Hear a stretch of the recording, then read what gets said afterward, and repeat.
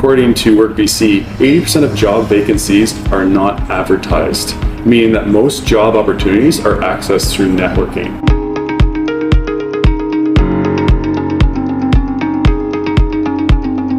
Hi everyone, I'm Graham Frost. I'm the Co-op and Internship Coordinator and a term faculty member for the Center for Sport and Exercise Education. And today we're here with one of our employment facilitators from the Camosun Career Lab and 4 of our internship students, past and present. And today we're going to be talking about networking in sports management and kinesiology. So we're here talking with Amanda Paterson. Please tell us a little background about your role with the Career Lab. Really happy to be here today.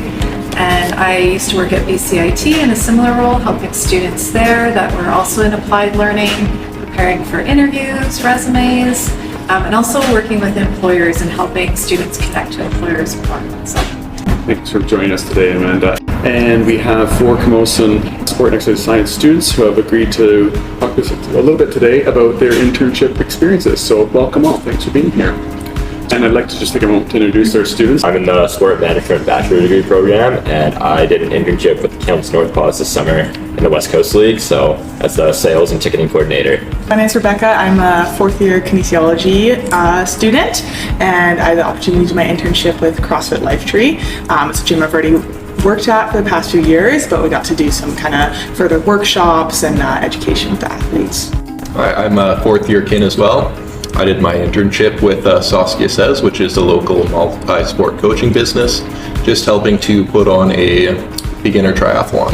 I'm a kin student as well. I did my internship with Eagle Creek Athletic Club. I've been managing and PTing there, so training. What particularly is crucial about networking in our unique field? I would say just like in Victoria especially, I feel like a lot of people in the sport industry are very interconnected. So kind of the more network you have, the more opportunities you might have, or you might be able to expand into like other gyms or other facilities. So it kind of just helps build the community up with that. When we talk about experiences and challenges within our industry and the work industry at large in British Columbia, according to WorkBC, 80% of job vacancies are not advertised, meaning that most job opportunities are accessed through networking. So do you have a networking experience that either led to your internship or that you have created while you've been at Eagle Creek with your internship that's been very helpful for you? What kind of led me down my path through PTing all started with just like working out at a gym and just getting to know the owners, getting to know the community, getting to know other people, and just being kind of invested in other people's lives and getting curious about what they do kind of leads you to a lot of opportunities down the road. And I think mostly almost every job I've ever had, it's almost come from them approaching me thinking, oh, you know, you'd be a good fit for this opportunity I have.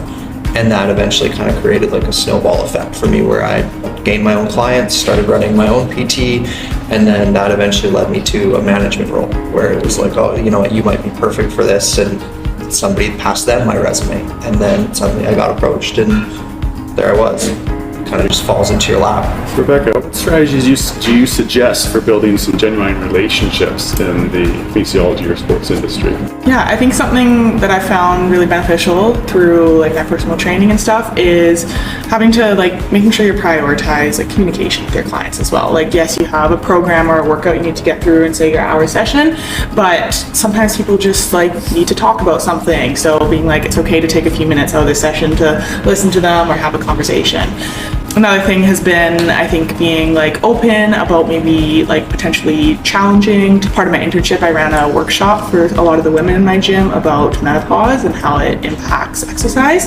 And after that, a lot of them are coming up to me saying they feel a lot more comfortable now having these conversations with me, and they feel kind of less alone, realizing that there's others in the community who can support them through that. Yeah, Oh, that's so great, because I know we talked about that before you started the internship, about this project you had, and so it's so great you had an opportunity to realize that. Yeah, it went really, really well. So now I have the opportunity to run that at some other gyms around Victoria as well, hopefully. So. Do you have any memorable networking experience from your internship experience? I was working really close with the ownership group, so getting to know the ownership group, they have connections all over BC essentially. So having them kind of in a back pocket where I can go to them to ask about how did they get into sport, how did they get their way in, and then what are they actively doing. So they're starting to try and develop in new areas of cam loops in the area. So kind of seeing new opportunities that might come up. So just through that, having someone within a network in that community can always be huge. You know, in landing your internship role, as Saskia says, had opportunities hopefully to explore other work opportunities in recent years. So other events, what have you found most valuable to getting your name out there or making connections either through your internship or just through your experiences through the Center for Sport? I think when you're getting involved with any kind of sporting event, the size and the scale of the event has a huge impact. Like the event that I worked on was relatively small, maybe 150 participants, about 50 volunteers. And in my role as an intern, I had the opportunity to interact with each and every single one of those people, which is obviously a huge opportunity for networking.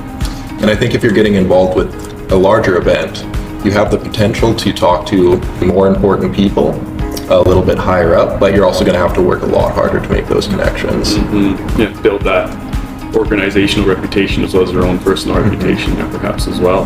Well, thank you all for taking your time to come in today and share your stories and talking about networking in sports management and kinesiology. And thank you to MakerSpace for providing the equipment to make this all happen. And thank you for listening to Career Talk. See you again in the next episodes.